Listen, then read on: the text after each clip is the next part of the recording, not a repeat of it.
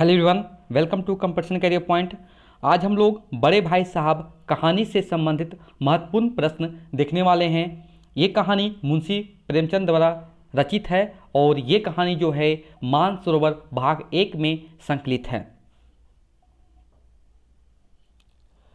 First number, बड़े भाई साहब कहानी के लेखक कौन है? राइटर जो होगा मुंशी प्रेमचंद। सेकेंड नंबर, मुंशी प्रेमचंद का प्रसिद्ध कहानी संग्रह मानसरोवर कितने भागों में संकलित है? 8 भाग में संकलित है।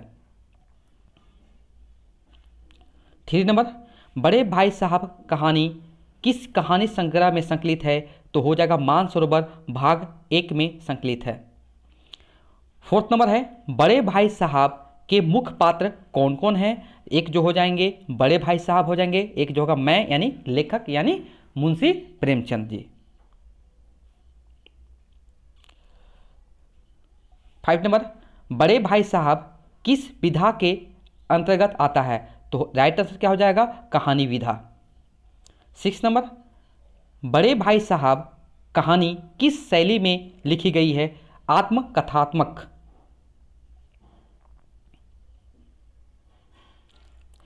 बड़े भाई साहब कहानी के कथानक है 2 भाइयों के परस्पर संबंध और अधिकार और तत्कालीन शिक्षा व्यवस्था का सूक्ष्म चित्रण।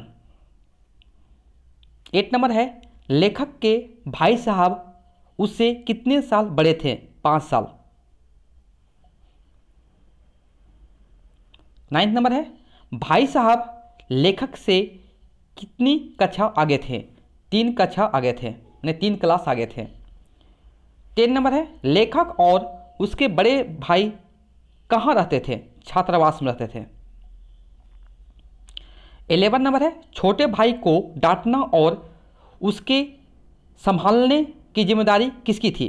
बड़े भाई साहब की थी। 12 नंबर है, बड़े भाई साहब स्वभाव से कैसे थे? अध्ययनशील थे। 30 नंबर, छोटा भाई मौका पाते ही हॉस्टल से निकलकर कहाँ जाता था? मैदान में। 40 नंबर, बड़े भाई साहब का पहला सवाल क्या रहता था? कहाँ थे?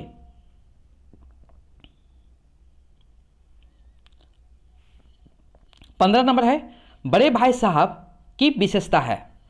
बड़े भाई साहब स्वभाव से बड़े अध्ययनशील थे, दिन रात किताबें खोलकर बैठे रहते, ना पढ़ने वाले छोटे भाई को डांटा करते थे और ना पढ़ने से होने वाली हानियों के बारे में भी बताते।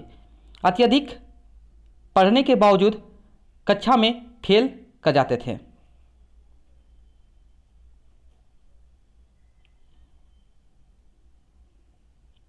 सिक्सटी नंबर, बड़े भाई साहब कहानी के अनुसार लेखक की विशेषता है। लेखक तीव्र बुद्धि के थे, पढ़ते कम थे, खेलने कूदने में ज़्यादा ध्यान देते थे, परंतु कक्षा में प्रथम आते थे।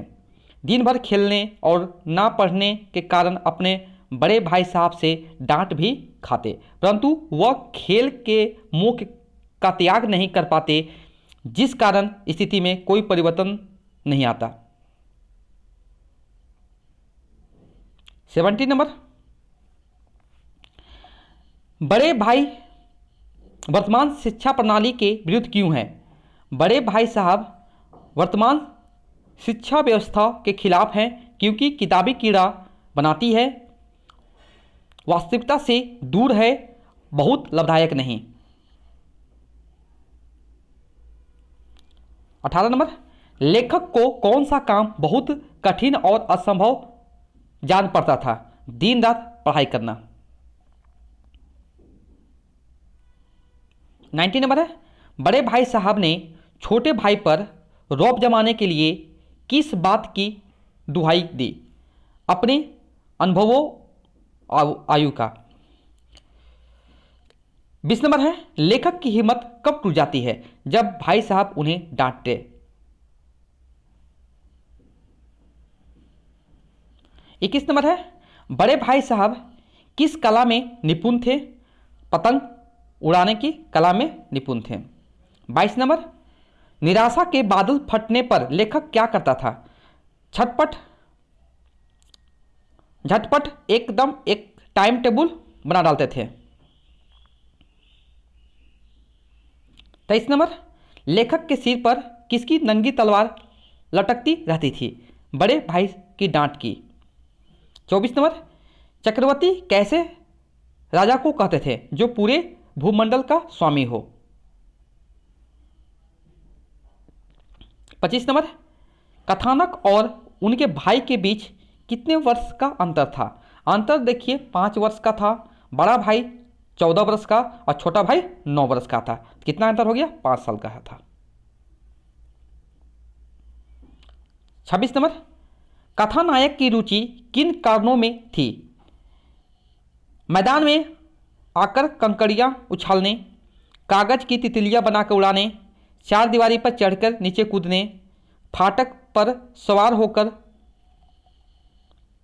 मोटरकार चलाने, कल्पना का आनंद उठाने और वॉलीबॉल खेलने, कबड्डी खेलने और कनकोवे उड़ाने में थी।